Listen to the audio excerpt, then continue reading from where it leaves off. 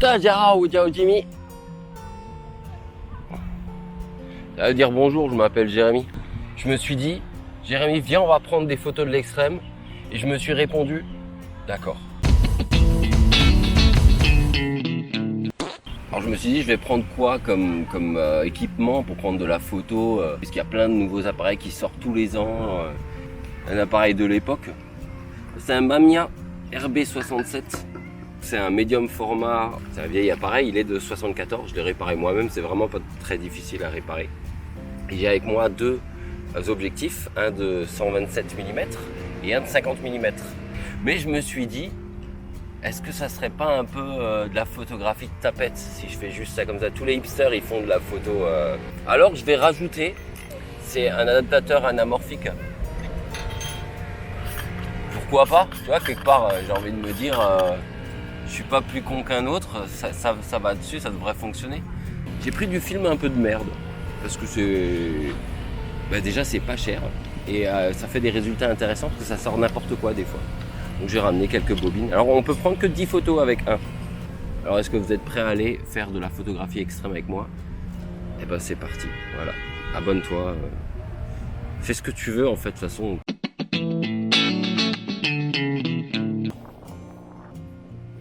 On va tenter un truc. Ça reflète pas mal quand même. Aujourd'hui, j'aimerais faire une vidéo pour donner 10 conseils, parce que je me qualifie comme photographe de l'extrême. Je suis d'ailleurs le meilleur photographe de l'extrême de toute l'île de Hainan au sud de la Chine. Français. Il n'y a que moi en fait. Et ça compte pareil.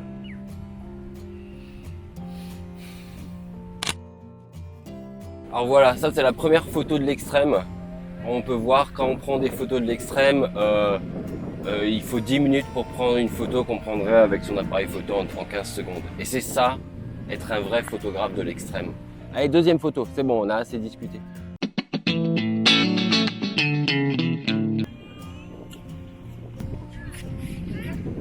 Vous avez vu cet effet?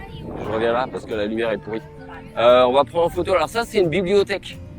Mais personne lit des livres et donc ils l'ont fait joli comme ça, les gens ils viennent là prendre des photos.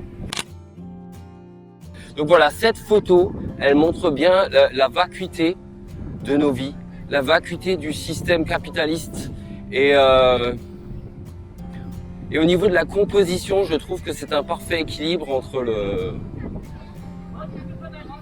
En vrai, j'ai pris la photo parce que si on regarde, ça ressemble à une grenouille.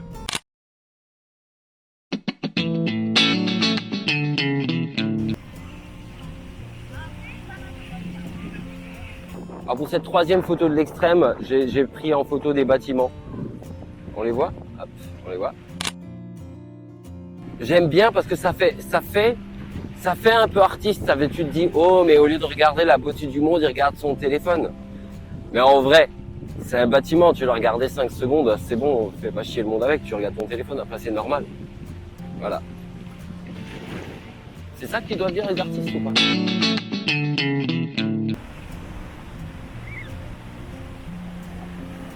Alors pour cette quatrième photo de l'extrême, je vous propose de prendre en photo un pont. C'est pratique, les ponts ils bougent pas trop. Et vu que ça a une direction, on sent que ça veut partir quelque part, quoi. Alors dans cette photo par contre, j'ai voulu rajouter un petit peu quelque chose, que ça fasse plus extrême. En fait, j'ai pris la moitié du pont et je l'ai mis au milieu. Et du coup, ça ouvre plein de questions métaphoriques. Par exemple, on voit la route et on sent qu'il y a autre chose. Et pourtant, c'est qu'une partie du pont qui est au milieu. Alors ça veut dire quoi? On est au milieu du chemin, on est au début tu vois? On sait pas. Voilà, photographe extrême.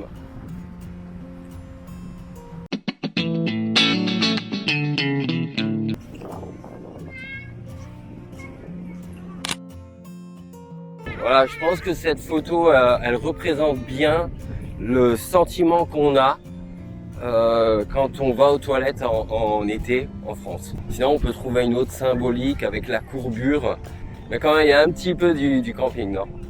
Voilà, on va dire que c'est une photo tribute à la trilogie camping. Voilà.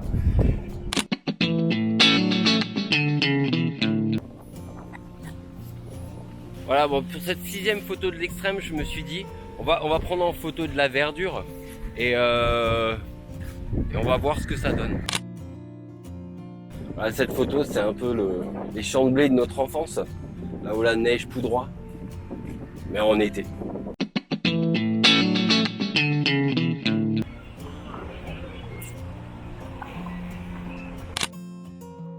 Je crois que là, on a bien le sentiment de la nature qui est plus forte que tout, parce qu'on voit que la nature entoure la ville.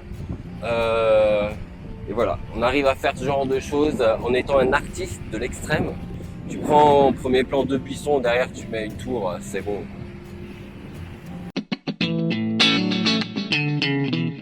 Alors un autre conseil pour faire de la photo extrême, c'est d'avoir des différents éléments telluriques. Voilà. Et un pont.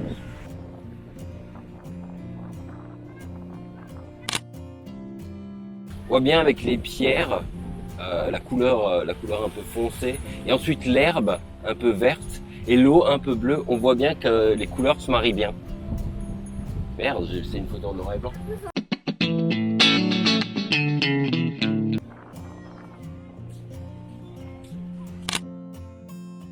Alors pour cette photo de l'extrême, je vais essayer de mélanger l'architecture humaine avec le ciel, qui est pas humain du coup. Le ciel il est là comme ça.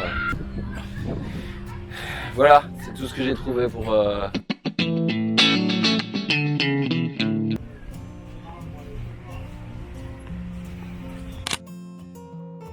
Bon voilà la dernière photo, et pour la dernière photo, voilà, je vais être politique. Je vais prendre en photo des gens qui travaillent pendant que les gens prennent leurs vacances. Il faut dire que quand on prend des vacances, il y a des gens qui travaillent. Je suis fatigué. Voilà, c'est fini pour mes 10 conseils pour faire de la photographie extrême dans la rue. Prenez soin de vous. Soyez heureux. Mangez des légumes et des fruits. Voilà. Voilà.